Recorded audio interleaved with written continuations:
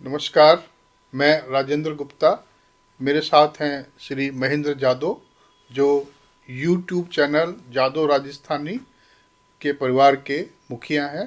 आज हम उनसे उनके चैनल के बारे में बातचीत करेंगे। महेंद्र जी, आपको बहुत बहुत बधाई कि आपके चैनल जादव राजस्थानी ने इतने कम समय में 1000 सब्सक्राइबर का टारगेट पूरा किया है। आप इस बारे में क्या कहना चाहेंगे? इस चैनल ने जो 1000 सब्सक्राइबर्स का टारगेट पूरा किया है, वह सब हमारे व्यूवर्स के सहयोग और आशीर्वाद की देन है। इसके लिए मैं तहे दिल से अपने सभी सब्सक्राइबर्स और व्यूवर्स का धन्यवाद करना चाहता हूँ। महेंद्र जी, आप हमें बताएं कि इस जादव राजस्थानी यूट्यूब चैनल को बनाने की प्रेरणा आपको कैसे मिली और आपने ये चैनल कैसे बनाया? देखिए सर, मैं आपको बताना चाहूँगा कि जो ये यूट्यूब चैनल है, इसके लिए बनाने के लिए हमें दिल्ली में रहने वाले एक परिवार से ये प्रेरणा मिली, जिन्होंने हमें इस चैनल के बनाने में हमारी बहुत मदद की। हमें चैनल के बनाने के बारे में कुछ नहीं पता था। हम एक बहुत गरीब परिवार से हैं। मैं खुद साफ सफाई का कार्य करता हूँ। चैनल के लिए गानों की रिकॉर्डिंग, वीडियो रिकॉर्डिंग, एडिटिंग और यूट्यूब चैनल की जो हैंडलिंग, यही परिवार करता है। यूट्यूब पर आपकी जो वीडियोस हैं उसमें देखा है कि आप ढोलक बजा रहे हैं, आपके दोनों लड़के भी पीछे बैठे हुए हैं, जी सर। वो भी कुछ ना कुछ कर रहे हैं, आपकी बिटिया गा रही है। जी तो आपके आपके परिवार में, पूरे परिवार में कोई ऐसी परंपरा है जिससे कि सभी लोग इससे जुड़े हुए हैं? जी सर, मैं आपको बताना चाहूँगा कि मेरे जो दादाजी थे, उनके एक छोटे भाई थे। हम्म, तो उनको भजन गाने का शौक़ था। तो उन्हीं से मेरे पिताजी को प्रेरणा मिली जी। संगीत की। तो मेरे पिताजी बांसुरी बजाते थे, बैंजो, हारमोनियम, उनको बजाने का अच्छा शौक़ था। तो जब मैं 10 साल का था, हम्म, तो मेरे पिताजी गुजर गए थे। फिर मैंने छोटे छोटे कार्यक्रम होते हैं, भजन संध्या, सत्संग, उनमें जाना शुरू किया। तो भजन संध्या में आप शामिल होने लगे? जी सर। और मैं बताना चाहूँगा कि मेरे चाचा जी थे, तो उनके मित्रगण जो हर शाम को प्रैक्टिस करने आते थे अपने गाने बजाने की, तो मैं भी मेरे चाचा जी के पास रहता था, वहीं पढ़ता था। तो शाम को जब सारे फ्री हो जाते थे, तो मुझे भी मौका मिलता था बजाने का, हारमोनियम, ढोलक बजाने का। तो धीरे धीरे मैं मेरे चाचा के सानिध्य में रहकर और ढोलक बजाना, हारमोनियम बजाना, गाना मैंने वहाँ सीखा और आगे बढ़ता गया धीरे धीरे। इसी प्रकार से सत्संग में जाने से, भजन संध्या में जाने से, वहीं पर मेरी सगाई हो गई और उसके बाद में शादी हो गई।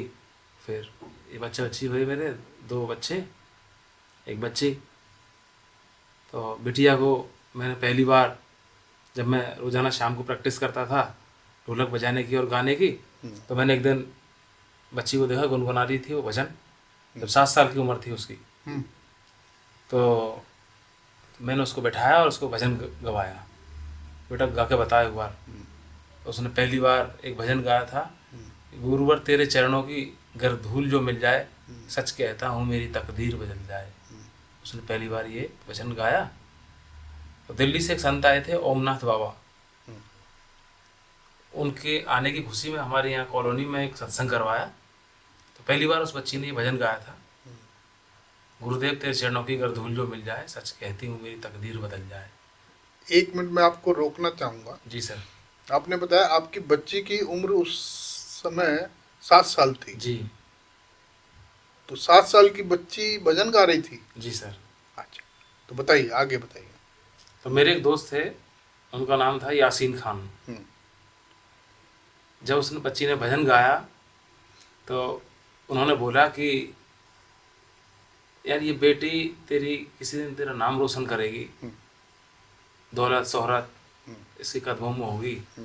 मेरे मित्र जो यासीन खान थे उन्होंने मुझसे कहा और मेरी बेटी से कहा कि भाई मैं किसी को इनाम नहीं देता हूँ, मैं तो खुद इनाम लेता हूँ, पर तेरे भजन पर खुश होकर मैं तुझे ये 10 रुपये इनाम में दे रहा हूँ।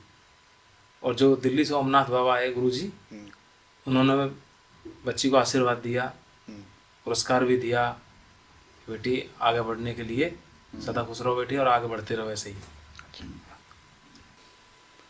काजल के गायन के सफर के बारे में कुछ बताएं।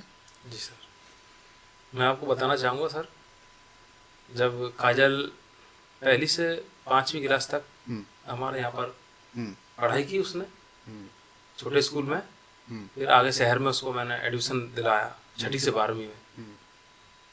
तब वो उस स्कूल में पहुंची तो पहली बार उसने पार्टिसिपेट किया उसने, तो वहाँ पर नाम पूरे हो चुके थे कि भाई अब बच्ची का नाम नहीं लिखा जाएगा, क्योंकि यहाँ किस चीज के लिए था कार्यक्रम वो? ये देशभक्ति कार्यक्रम था 15 अगस्त पर। अच्छा जी, तो उसमें जो पहले के स्कूल के प्रिंसिपल थे उन्होंने फ़ोन किया कि नहीं यार इस बच्ची का आप नाम लिखिए और ये अच्छा गाती है बिटिया। तो फिर वहाँ के जो टीचर थे उन्होंने कि ठीक है एक बार गवा के देख लेते हैं इसको। गवा के देखा उसको तो ठीक ठाक उसने गाया, फिर उसको पार्टिसिपेट करने का मौका मिला, उसने अच्छा कुछ गाया, सर को लगा प्रिंसिपल को। प्रिंसिपल साहब ने फिर सुन के उसकी आवाज़ को, उसको गाने को, देशभक्ति गीत को, उन्होंने कहा कि भाई मेरे से बुला करके उन्होंने कहा कि भाई इस बच्ची की फीस, ड्रेस, किताब सब मेरी तरफ से होगी और आप किसी बात की चिंता ना करें, इसको पढ़ने दें, मैं हर तरह से मदद करूँगा। और वहाँ का जो हमारा प्रशासन है, हमारे अधिकारी लोग, हमारे शहर के नेता लोग, सारे लोगों ने हमारी आर्थिक मदद भी की और बच्ची को हर तरह के मंच दिए, भजन के लिए, गाने के लिए, देशभक्ति प्रोग्रामों के लिए, सामाजिक कार्यक्रमों के लिए। इस तरह से वो निरंतर आगे बढ़ती गई बेटियां। तो आजकल काजल जी क्या कर रही हैं, क्या उनका प्रोग्रेस क्या है, किस स्टेज तक पहुंची हैं? जी सर, मैं आपको बताना चाहूँगा, काजल ने हमारे शहर से उसने बीए किया, बी फाइनल हो गया था उसका, लेकिन उसमें संगीत नहीं था विषय, क्योंकि हमारे शहर में संगीत नहीं था। इस वजह से तो किसी प्रोफेसर ने मुझे बताया कि बेटी आपकी अच्छा गाती है तो क्यों ना इसको आप संगीत से कराएं। तो मैंने कि सर अब बाहर कहाँ भेजूँगा इसको, मेरे पास इतना पैसा नहीं है। तो उन्होंने कहा आप कोई बात की चिंता ना करें, आप एक बार इसको एडमिशन दिलवाएं। तो उन्होंने मुझे सलाह दी कि आप एडिशनल बीए कराएं संगीत से। फिर मैंने इसको बीए कराया। फिर उसके बाद में राजस्थान यूनिवर्सिटी में मैंने इसको एडमिशन दिलवाया। किस कोर्स में? संगीत के लिए एमए। अच्छा जी। अब इस समय वो राजस्थान यूनिवर्सिटी में संगीत की पढ़ाई कर रही है। अच्छा महेंद्र जी, ये बताइए जी कि आपकी बिटिया क्या आपके शहर में ही परफॉर्म करती हैं, वहीं कार्यक्रम होते हैं, या इससे बाहर भी कभी जाना होता है? इस बारे में मैं आपको सर बताना चाहूँगा कि गवर्नमेंट की तरफ से जो भी कार्यक्रम होते हैं हमारे शहर के अंदर, देशभक्ति कार्यक्रम, सामाजिक कार्यक्रम, धार्मिक कार्यक्रम, सभी में इसको आमंत्रित किया जाता है और ये बेटी निःशुल्क कार्यक्रम देती है। और सर मैं आपको बताना चाहूँगा काजल के बारे में कि काजल ने हमारे शहर के अंदर बहुत अवार्ड जीते हैं उसने, और जिले के अंदर प्रथम स्थान भी प्राप्त किया उसने, राज्य स्तर में प्रथम स्थान प्राप्त किया गायन के अंदर, और अदर स्टेट में भी उसने कई प्रोग्रामों में हिस्सा लिया है। जैसे मैं आपको बताना चाहूँगा, दिल्ली के अंदर, दिल्ली हाट में शिल्पोत्सव के अंदर उसने अपनी प्रस्तुति दी है। और बताना चाहूँगा, केंद्रीय मंत्री उनके निवास स्थान पर भी उन्होंने कार्यक्रम दिया है। जी जी। जी सर। तो आज क्या स्थिति, आज कहाँ तक पहुंची है काजल? जी सर, मैं आपको बताना चाहूँगा सर कि वर्तमान में इस समय जयपुर के अंदर सीमा मिश्रा जी हैं, जो राजस्थान की मरु कोकिला हैं, उनके सानिध्य में ये कार्यक्रम चला हुआ है, जिसका नाम है स्वर माधुरी, जिसके चीफ गेस्ट हैं डॉक्टर विख्यात गायिका जसविंदर जी नरूला, बॉलीवुड सिंगर हैं, वो इसमें आ रही हैं। तो इस प्रोग्राम के अंदर काजल 4 राउंड पार करते हुए ग्रैंड फिनाले तक पहुंची है और 28 तारीख को उसका ग्रैंड फिनाले है और वो लाइव कार्यक्रम है उसका। जी सर। आपको पहले तो मैं शुभकामनाएं देना चाहूँगा कि आपकी बिटिया इसमें और अच्छा करे। हमारी शुभकामनाएं हैं कि आपकी बिटिया और आपका पूरा परिवार इस संगीत के क्षेत्र में दिनों दिन, दिन रात प्रगति करे और अपने एक मुकाम तक पहुँचे जहाँ तक आप पहुँच सकते हैं, जहाँ तक आपका टैलेंट है, वो मुकाम आपको जरूर हासिल हो। मैं हूँ राजेंद्र गुप्ता, मेरे साथ आज हैं श्री महेंद्र जादव, जो YouTube चैनल जादव राजस्थानी के परिवार के मुखिया हैं, और अब हम उनसे बात आगे जारी रख रहे हैं। अब महेंद्र जी बताइए, आपका जो चैनल है जादव राजस्थानी, इसमें आप भक्ति भजन, बहुत से गीत, लोकगीत, ये सब डाल रहे हैं। जी सर। और उसमें हमने देखा है कि आप मुख्यतः ढोलक बजा रहे होते हैं। जी सर। बहुत अच्छी ढोलक बजा रहे हैं आप। तो क्या आप जो ढोलक बजाते हैं हमारे दर्शकों के सामने बजाकर दिखाएंगे? और मुझे ये भी पता चला है आप गाते भी बहुत अच्छा है और आपको पसंद भी है गाना, तो ये और भी अच्छा रहेगा यदि आप ढोलक के साथ आप गाएं भी। जी सर, मैं आपको बताना चाहूँगा हम्म। कि देखो, मैं इतनी ढोलक तो जानता नहीं हूँ बजाना, और ना ही इतना गाना जानता हूँ। थोड़ा बहुत गा लेता हूँ, थोड़ा बहुत ढोलक बजा लेता हूँ। फिर भी जब आप कह रहे हो तो मैं आपके सामने थोड़ा सा गुनगुना के बताऊँगा और थोड़ा सा ढोलक बजा के बताऊँगा। हाँ जी।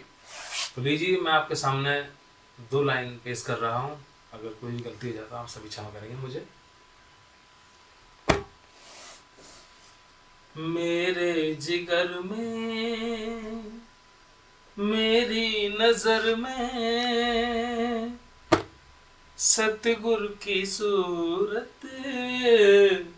समाने लगी है। ओ मेरे जिगर में, मेरी नजर में, सतगुरु की सूरत समाने लगी है। वो चल कर के मेरी तरफ आ रहे हैं, कानों में आहट आने लगी है। मेरी नजर में, मेरी नजर में, मेरी नजर में। बहुत खूब, बहुत खूब। तो आपने ये जो ढोलक बजाना जो सीखा है, किससे सीखा है? आप कुछ बताएंगे इस बारे जी में? सर, मैं आपको बताना चाहूँगा सर, हमारे यहाँ पे जो सत्संग होती है, गुरु महाराज की भजन संध्याएं होती हैं, उनमें मैं जाता था और बैठ जाता था, देखता था ये ढोलक कैसे बज रही है। मुझे भी सीखना है ढोलक को, और हारमोनियम बजाना भी सीखना है, गाना भी सीखना है। रात भर मैं वहाँ जागता, बैठता, देखता, और सुबह आकर अपने घर पे आकर फिर ढोलक बजाता, हारमोनियम बजाता। धीरे धीरे मैं सीखता चला गया और ज़्यादा तो नहीं सीख पाया, थोड़ी सी सीखा। महेंद्र जी, आप हमारे दर्शकों से क्या कहना चाहेंगे? मैं सर आपको बताना चाहूँगा हम्म, और दर्शकों से कहना चाहूँगा कि जिस तरह से अभी तक हम्म, हमारे व्यूवर्स ने हमारे चैनल को सपोर्ट किया है, हम्म, हम चाहेंगे कि वही प्यार और दुलार आशीर्वाद आगे भी हम्म, इसी तरह से बनाए रखेंगे, हम्म, ताकि चैनल को हम्म, और आगे उन्नति मिले हम्म, और हम एक मुकाम तक पहुंच सकें। हम्म, और हम इस चैनल के माध्यम से हम्म, बिल्कुल नए भजन और गीत प्रस्तुत करते हैं हम्म, और आगे भी करते रहेंगे। हमें आशा है कि आप सभी पहले की तरह चैनल को सपोर्ट करते रहेंगे, ताकि और नए भजन गीत देश के हर घर में पहुंच सके। जी, बहुत। अब मैं महेंद्र जी को धन्यवाद अर्पित करता हूँ। उन्होंने अपने व्यस्त कार्यक्रम में से हमारे लिए इतना समय निकाला। महेंद्र जी, नमस्कार और नमस्कार। बहुत बहुत धन्यवाद।